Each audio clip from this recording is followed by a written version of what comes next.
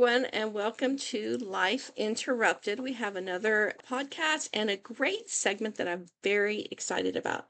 So, first off, let me say that this podcast deals with discussions about grief and death. And so it may trigger some things and you may open some trauma or some wounds that you have. So, please be aware of that. I also want to let you know we are not medical professionals. So, any kind of information we give about death or grief, we're speaking from our own experiences. Everybody's grief journey is unique, and that's something that you have to walk. And if you need to seek medical attention or professional help, please do so. This new segment we're doing, I have my co-podcaster here, Vicky Skinner, and we are doing a segment called Remembering Remarkable Lives. So we are going to be putting this up every month and talking about well-known people who passed the month prior. So today we're talking about people who passed in September of 2025. When we were first talking about this, we went online to see who had passed, and we chose our people, and then we found out they had passed in August, and so we had to change the people. We may still talk about them in future podcasts, but the two people that we're going to talk about tonight, mostly, were very, very well known. Vicky, is there anything you want to say before we get started? No. No. Okay, so how are you doing today? How are you feeling?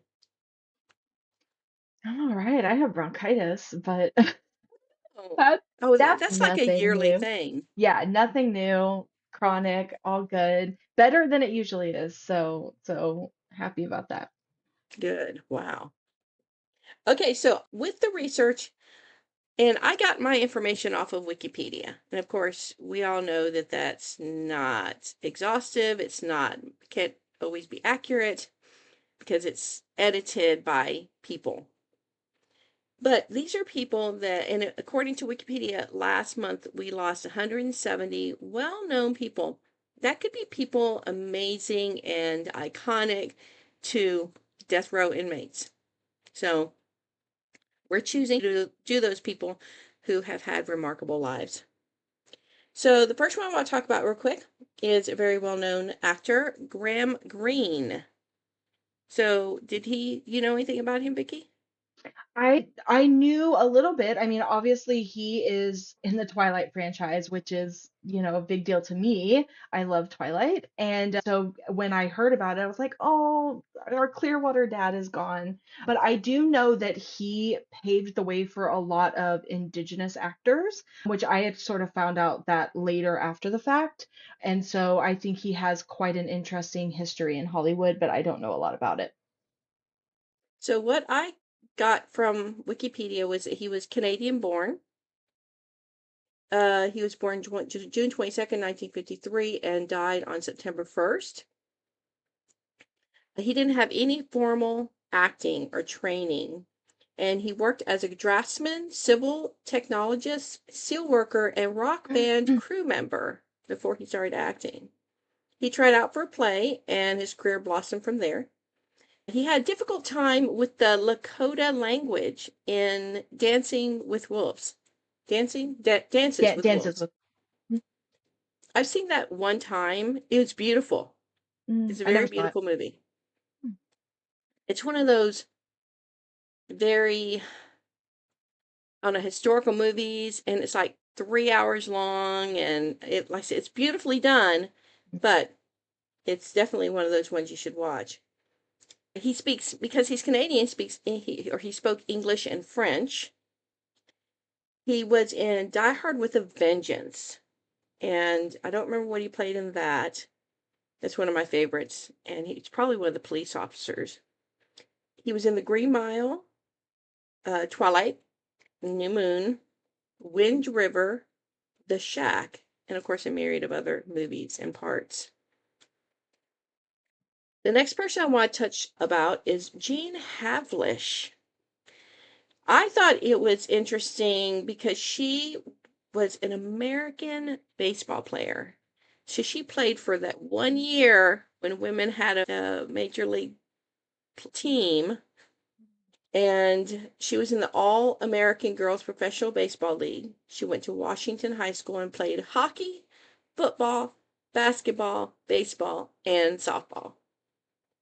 She was included in the Women in Baseball display in the National Baseball Hall of Fame in Cooperstown, New York.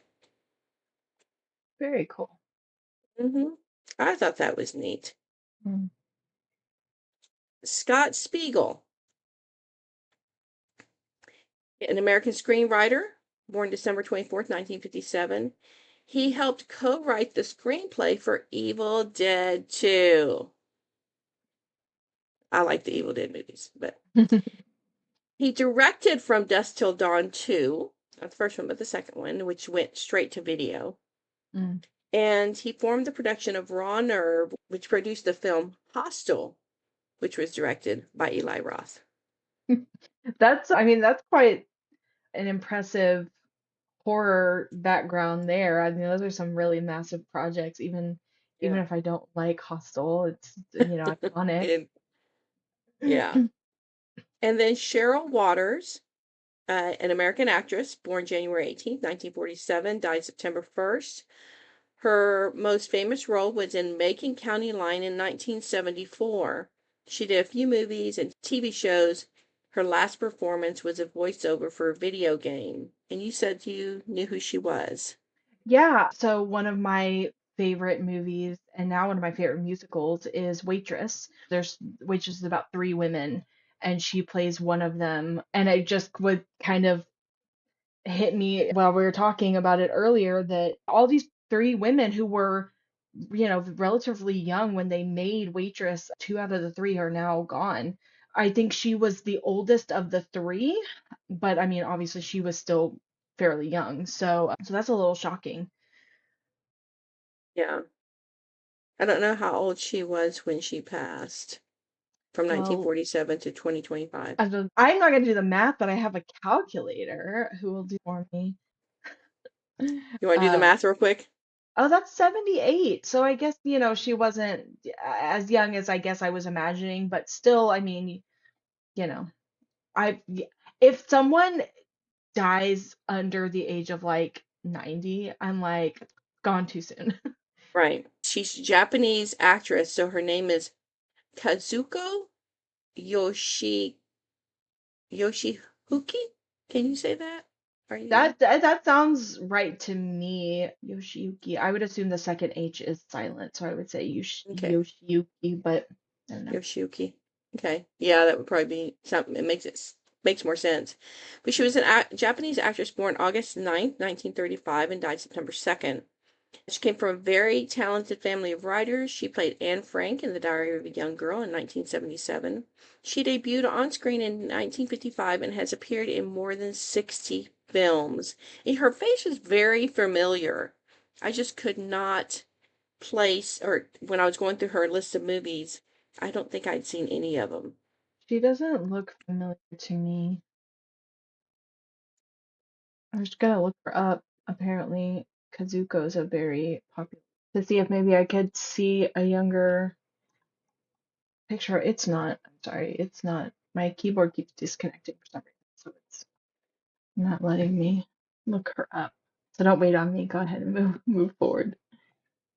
The next one is Rosalind Drexler. She's an American visual artist born November 25th, 1926, and died September 3rd. She was born and raised in the Bronx, New York. Early in her career, she was a professional wrestler, performing as Rosa Carlo, the Mexican Spitfire. She wrote a book about her wrestling experience called Smithereens, and a film was made of it called Below the Belt. She was an artist and writer for many movie productions and was one of the 15 writers for The Lily Tomlin Show. That's I very thought that cool. was interesting. Such a broad range of credits, how to go from wrestling to visual art to being a writer for a comedy show is fascinating. Yeah. And some of her art is very interesting. Lots of And colors. and I think I read that a lot of her art was her wrestling was inspired a lot of her art. Mm. The next person is Stephen Medeo, an American-born actor on October 9th, 1940, and died September 3rd. He attended Yale School of Drama. He was in Slapshot, which I love Slapshot. It's an old hockey movie. Eight Men Out, baseball movie. The First Wives Club. I don't remember him in The First I Wives know, Club. I saw that and I was like staring at his face going, I don't remember. Yeah. G.I. Jane, Alias, Empire Falls, and a myriad of other movies and TV shows. Hmm. Yeah. This one surprised me. Catherine, Duchess of Kent, Hmm. a royal born February 22nd, 1933, and just died September 4th. She was married to Prince Edward, Duke of Kent, who was the grandson of King George V. She always presented the Ladies' Single Trophy at Wimbledon.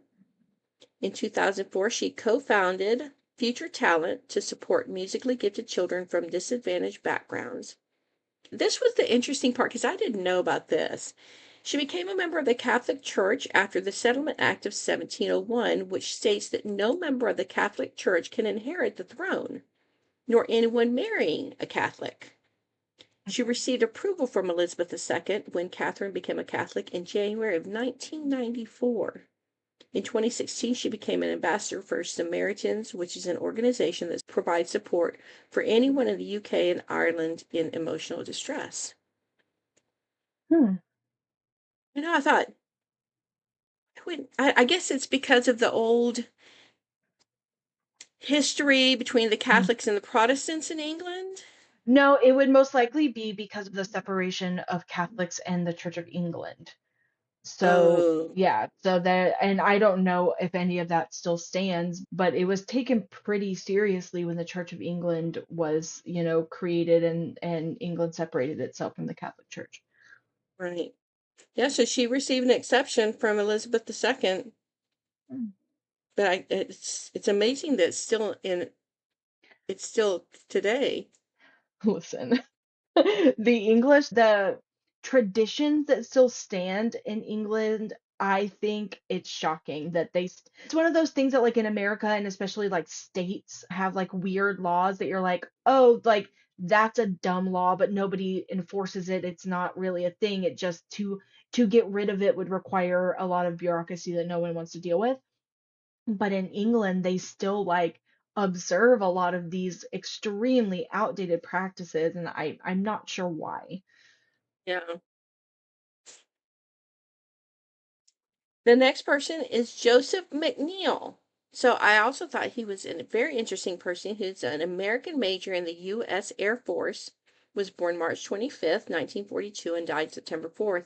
He was a member of the Greensboro Four, who was a group of African American college students who sat down at the counter of Woolworth's in Greensboro, North Carolina during segregation in 1960, challenging the store's policy of not serving non-white customers.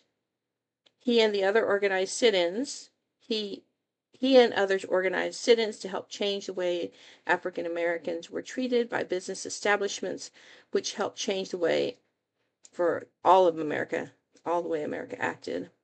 In 2002, their college commissioned a statue honoring the Greensboro Four, who is married to Ina McNeil, a quilt maker of Lakota descent and great great granddaughter of Chief Sitting Bull. Fascinating. I know. It's just very interesting. These are people we don't hear about. They don't make the news.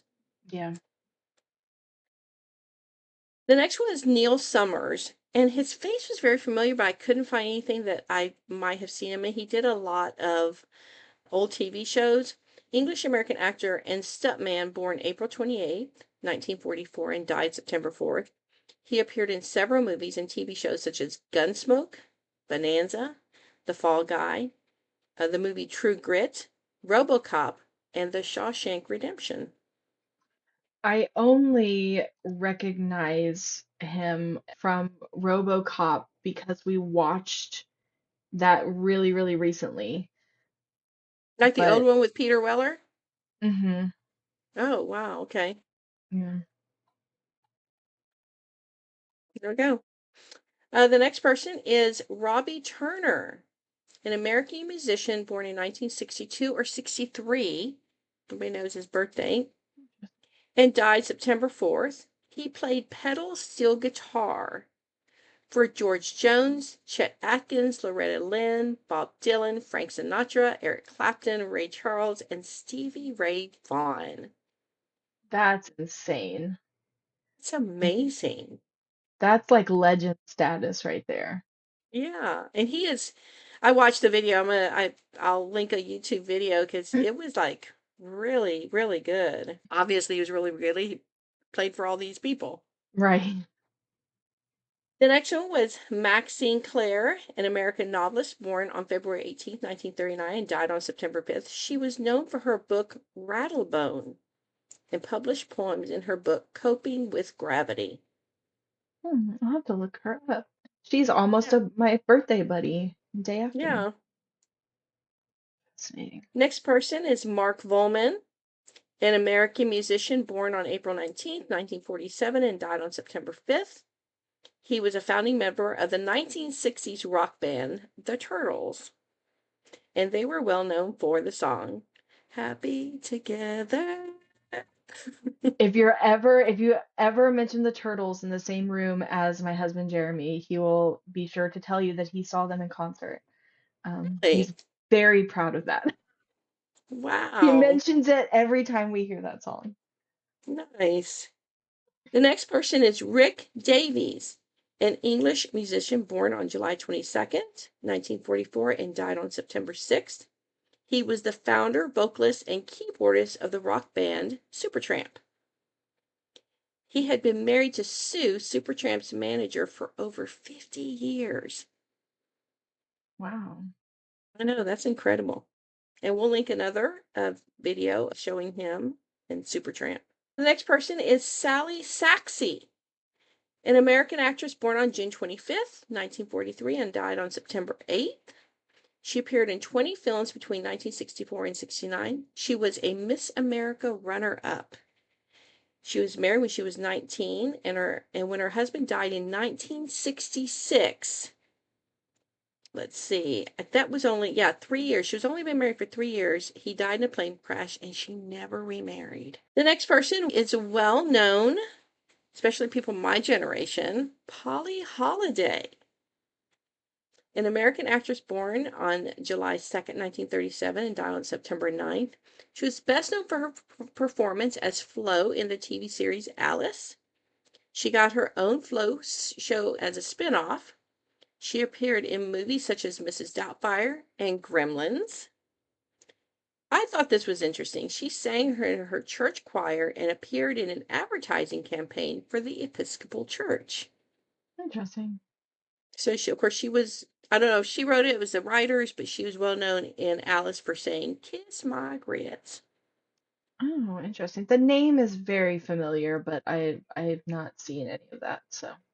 Yeah, she was funny. It was neat. The next person is Paula Shaw, an actress, American actress born July 17th, 1941, and died on September 10th. She appeared in many movies and TV shows such as The Bob Newhart Show, Barney Miller, The X-Files, and in the movie Freddy vs. Jason.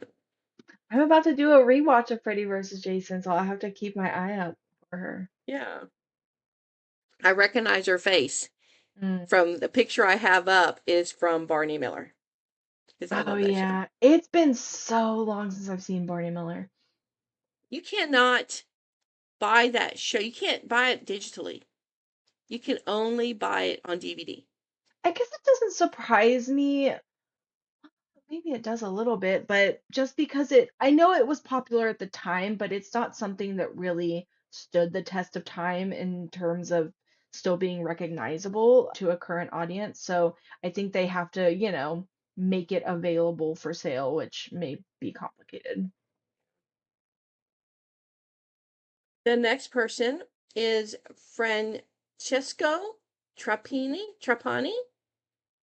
an Italian jeweler born in 1957 and died on September 10th. He was the CEO of Bulgari since 1984. He is credited for turning the Bulgari company around to one of the star brands of fine jewelry.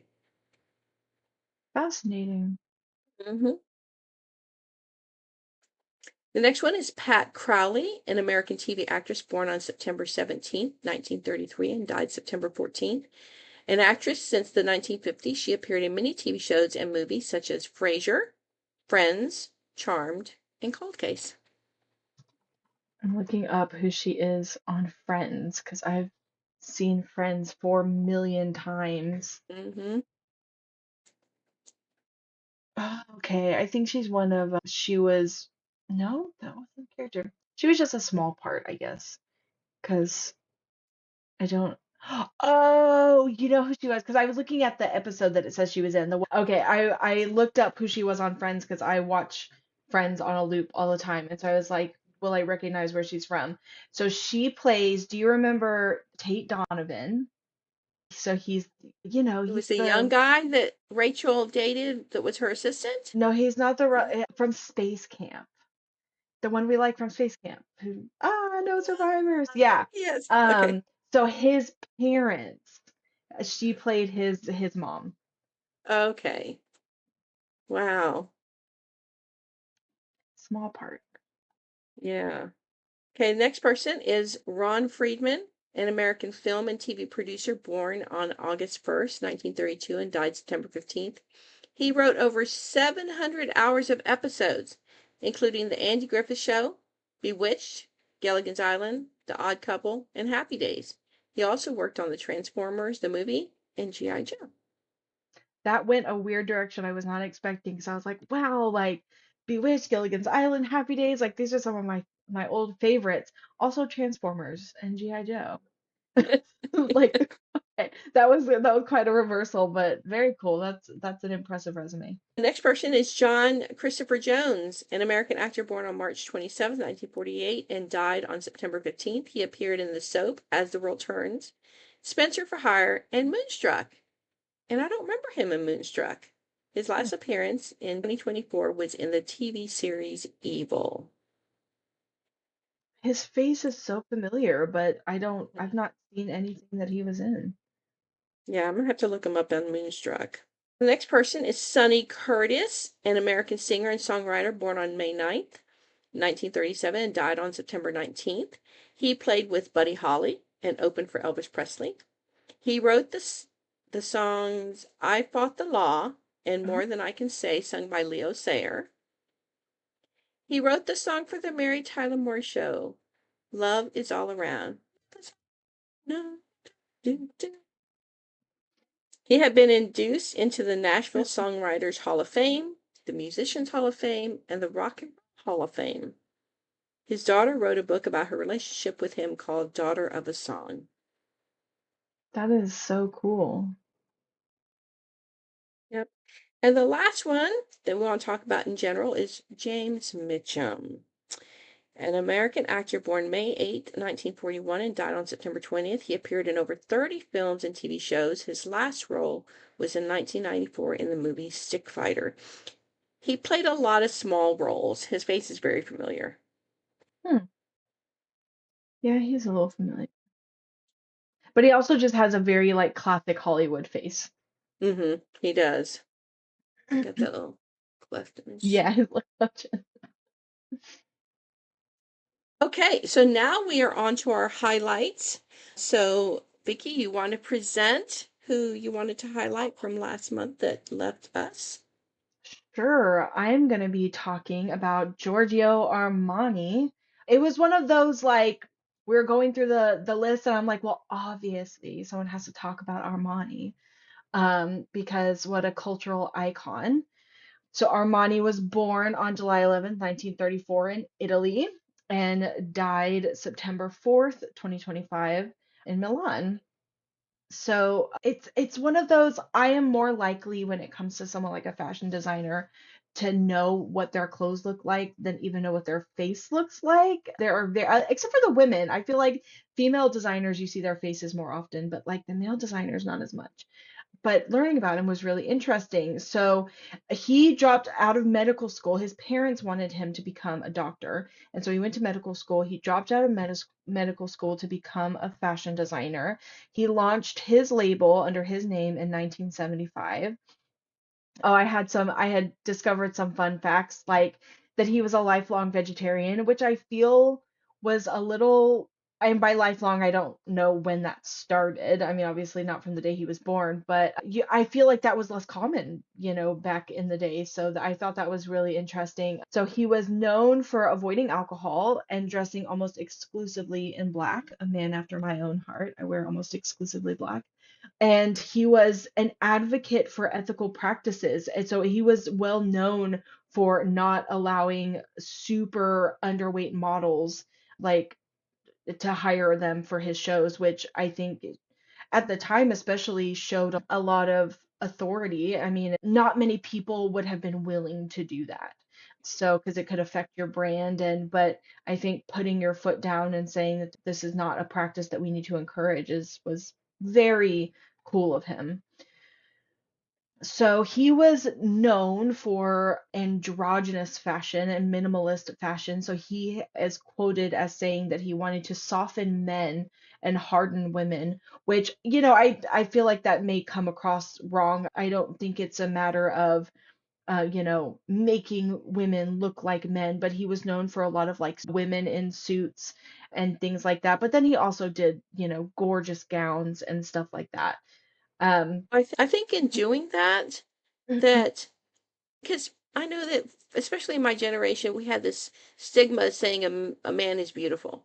We wouldn't say a man is handsome, But I have encountered a lot of beautiful men. Mhm. And by doing that, it helps us to see men as they are beautiful. And then, of course, hardening women just to show that women are powerful.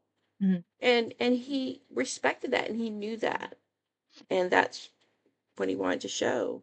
Well, and as we're going to see here in a little bit, like not all women want to wear the big gowns, the big flowing, and like I love gowns as much as the next person, but I think women in suits, I think that women look great in like suit jackets. And so I think it's more like, why are we limiting ourselves? Why aren't we just wearing what we look good in or what we feel comfortable in or whatever? So yeah, I really liked that. Um, and then he designed the uniform. It says uniform, but it's just an outfit. I wouldn't call it a uniform for the Italian flag bearer participating in the opening ceremony of the 2006 Winter Olympics in Turin, Italy, which is just gorgeous. This like gown that she's wearing. So, and it's funny, but because of Diane Keaton having just passed, I've been actually seeing her Armani outfit a lot. So Diane Keaton was the first actor to wear Armani on the red carpet in 1978, and this was actually when she won her Oscar. So it was the same night. I'm gonna And what assume Oscar she I was won? gonna What I was movie? gonna say I would assume it was for Annie Hall, but I'm not sure. I didn't look it up. I don't know what her Oscar for, but I would assume it was for Annie Hall. Yeah, and this is very much the an example, right, of he didn't make her a big gown, and I'm sure that knowing Diane Keaton and her fashion choices and what she liked, I'm sure he went to her and said, "What do you feel beautiful in? What do you feel comfortable in?" And she chose a suit jacket and a skirt instead of a big flowing gown. And of course, the what they're wearing to award shows is much grander now than it used to be, but even still, most women would have worn a gown of some sort. And she is very well known for not wearing those types of things. But Right. everything she wore was beautiful. She always looked Mhm. great in it. Yeah, I mean, her suits, she always looked great in her suits. And I'm sure, I didn't look this up either, but I'm sure she wore many Armani suits over the years. So the 1980 film American Gigolo was sort of a turning point for Armani. So he did all of the costumes for Richard Gere in the film, and it kind of goes back to that like softer men, a sort of a different silhouette, shorter jackets, that kind of stuff. And so it kind of cemented him as like an icon of fashion in Hollywood. And of course, like I don't know a whole lot about men's fashion. And as I was going through and trying to find like what do I like the best, I'm like looking at all of these Armani suits and I'm like, they all look the same to me. But even so, like looking just at that at the picture that we have of Richard Gere in this specific suit, like you can see that the suit fits him differently on his shoulders. You can see that it's shorter. And so it was sort of a change in the times, which I think is Yeah. really cool. So Armani did more than just designing clothes. So he had a fragrance line, cosmetics, eyewear, furniture, home accessories, and he had, I think, just a few hotels, but he was a full businessman and dipped his toe into a lot of different things, which is really cool. And then of course, I had to include I did a lot of just looking up best looks, best outfits of Armani. A lot of them were from red carpets, but I picked just a few of my favorites. And yes, they're all women because, again, I was like, there's nothing wrong with the suits. The suits were fantastic, and some of the men in these suits, I'm just like, top notch. But to me, they all kind of look the same. And I'm sure that Jeremy could look at a line of suits and go, oh, this is how this one is different, and this is what makes this one good. And so, but I couldn't do that. So I picked gowns. So starting with Rihanna's 2012 Grammys gown. I love this because it's black, of course, and because I just think that she looks chic in it. But Rihanna Does. she could wear a burlap sack and look amazing, but I just love the cut of this one. The 2022 Brit Awards, Adele wore Armani. He was really a big fan, I noticed, of tulle and lace and sheer fabrics. And so I love this, like, this top of hers, this pudging neckline that's got the sheer fabric. I just think she looks beautiful. She Um, does. Amanda Seyfried's 2021 Oscar dress, which is again like the sheer fabrics, the tulle, the she just looks like I look at it, I'm like she doesn't look real. She looks like a painting in the best way. Like so beautiful this gown was. That And is I think amazing. looking at the gowns, I really think that he did a lot of taking classic elements and mixing them with kind of things that were unfamiliar, things that you may not have seen before. So, like with her gown, it's like, oh, it's a pretty classic gown. It's red, it's flowing, but then you've got this like the plunging neckline and then the frills at the top that really make it stand out as being a unique dress. And then Zendaya's 2019 Oscar gown. A few actresses actually, I would look up, I would see them in a dress here and I would go, okay, let me get some good pictures. And I would put in just their name and Armani, and there would be like a bunch of different ones because he collaborated a lot with several different actresses, and Zendaya is one of them. And but I think this is kind of the most iconic one that they did together. And I just love the silhouette of it. I mean, part of that is just Zendaya, but I love the bodice that's sparkly on one side. I just think it looks fantastic. And Kate Blanchett was another one that if you put in Kate Blanchett Armani gown, she's got several of them, and every single one of them is gorgeous. I actually was like, okay, which one do I want to show? Because they're all really good, but I think this one was my favorite.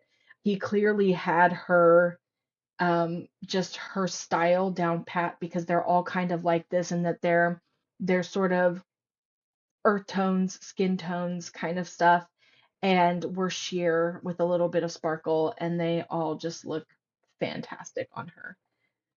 So yeah, those were I my I favorites. didn't look up any of the gowns. The ones that you have highlighted here, I think, I mean, they're all amazingly beautiful. And what I loved about his stuff, like the one that Amanda Seyfried, okay, Minnesota.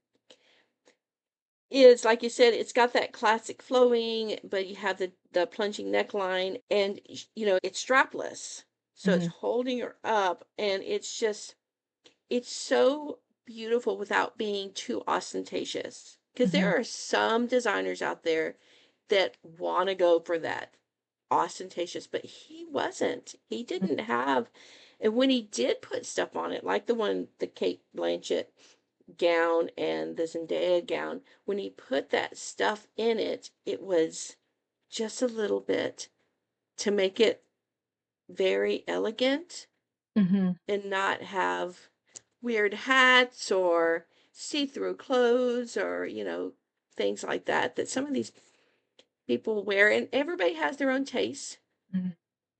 But I look at them and go, okay, I don't know who designed that, but Like I wouldn't have worn it. And like I said, everyone has their own taste. Some of the dresses that were on the top, of the most beautiful Armani dresses, I was like, okay, that was a choice. That was interesting. Um, really, yeah, but and if they all looked the same, if they were all the same style, if they were all the same silhouettes, like that would be boring. I think he was really interested, obviously, in doing something different and doing things that were bold. And so, but at the same time, like clearly, clearly listening to the desires of who was wearing them. Because, like, one of his most iconic looks was Lady Gaga. She wore an Armani kind of early on-ish in her career. And personally, I didn't like it. And you know me, seeing Gaga in anything, I'm probably going to be cheering her on. Personally, I didn't like it. But I go, I can see Gaga liking this. I can see her going, I want something that's feminine and classic, but also very me and very much the style that I'm wearing at this time. And it checked all those boxes. yeah, I noticed all the ones that you featured. I need to look it up. He was good at making them fit their form without it being too tight or too loose so it didn't show off their body. He was good. That's why he was one of the most famous designers. So because I didn't think about this until, because I don't know, I'm not really into fashion, but I hear about this stuff.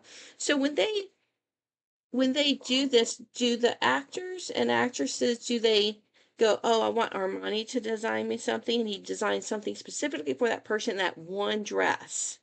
Mm. Or does he go, oh, I'm going to design these 5 dresses, and whoever wants to wear them can wear them?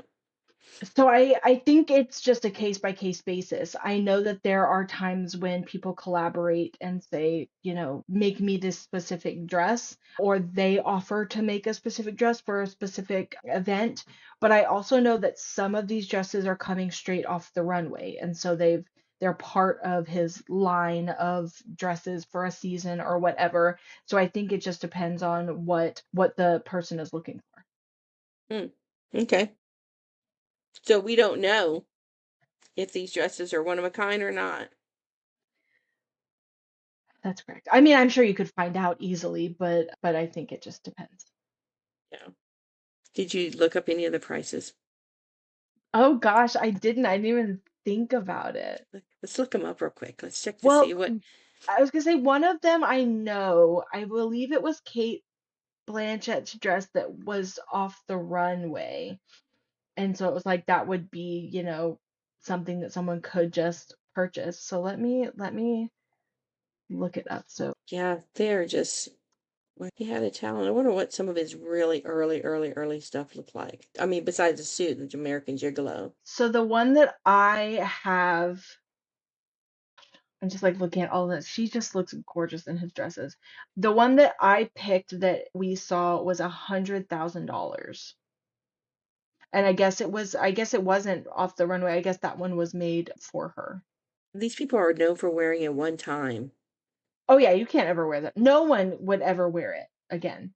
I mean, that's once it becomes an iconic look. And that may not be true in the sense that like other celebrities might wear it, other people, because I know that there have been times where it's like, oh, this person was seen wearing this on the runway, and then this other person was seen wearing it at a different event because they were both from a designer line or whatever that year, or a stylist, it had just happened to get them the same dress.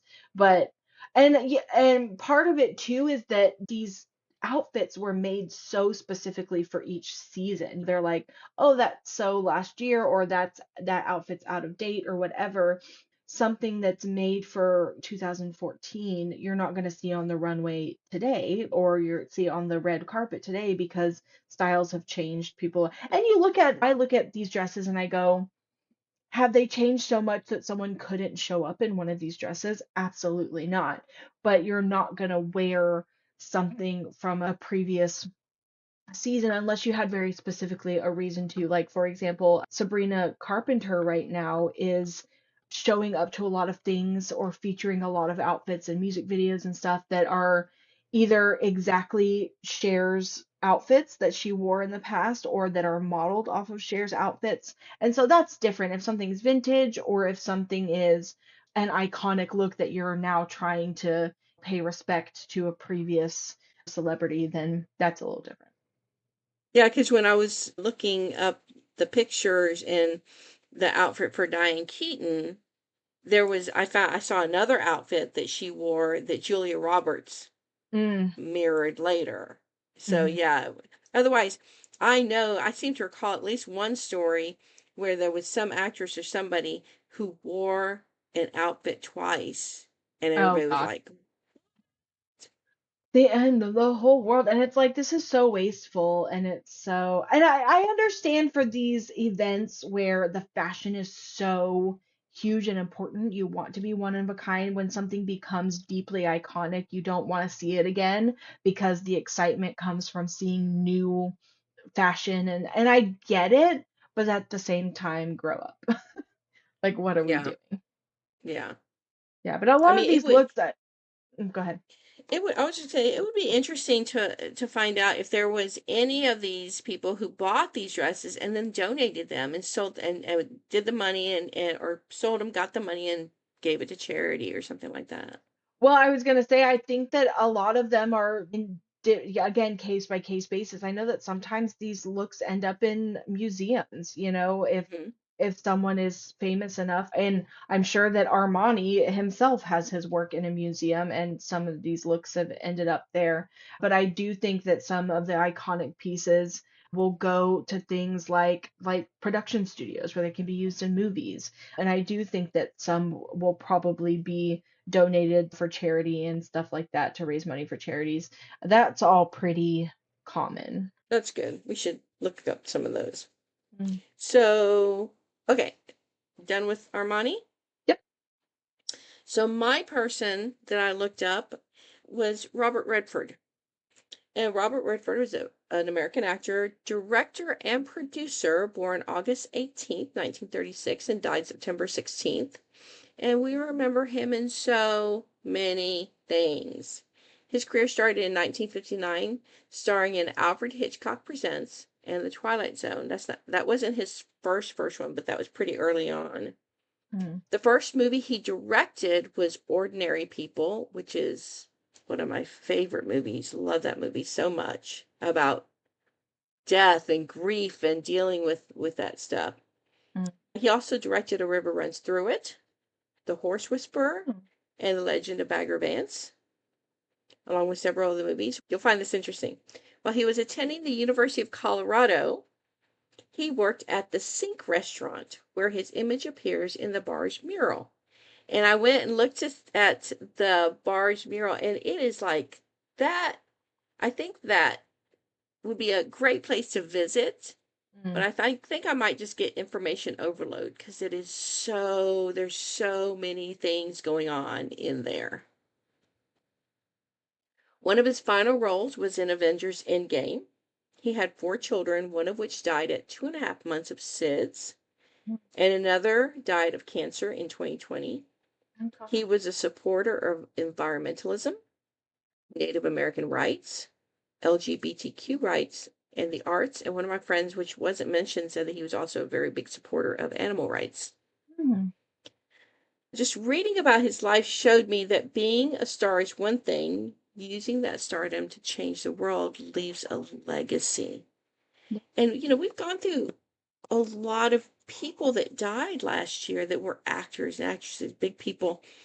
And some of them, that's all this. They didn't really do anything that would leave their mark. And Robert Redford, not only did he do so much with acting and directing and producing, but he used his platform as an actor to get things done. And I think that is when actors and actresses do that, I think it just makes me love them all the more.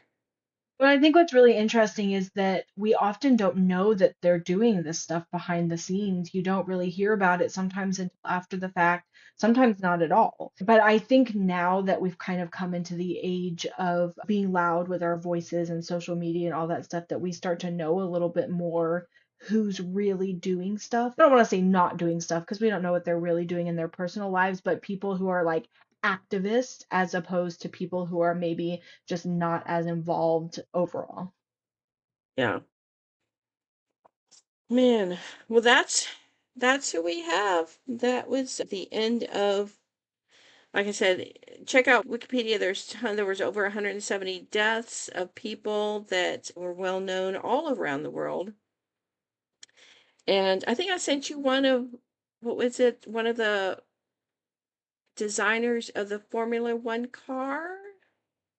Oh yeah, so he was like a team boss, so he would have been like a principal for a Formula One for Ferrari Oh, okay. for a long time. So there's like in the hierarchy, there's the CEO, like the owner, and then the CEO, and then the team boss, and sometimes they overlap. But yeah, so I believe that he was the CEO of Ferrari for a little while, which I went back So and looked, and they did not mention his passing around that time, so which is really interesting. so he would have been over all of it, overseeing who the drivers were, picking the drivers, picking the pit crew, picking the cars, and all of that. It's highly unlikely that he would be doing any of that himself simply because a team can have 1,000 plus crew members, and so it's I'm sure that that's delegated to different departments. But I'm trying to see, make sure that I got that correct, that that was his role. Let me see. That wasn't him, that was the other person. Claudio Lombardi. So he was the team manager. So yeah, so he wasn't a CEO, but he would have been a team boss. So still very, very high in the hierarchy.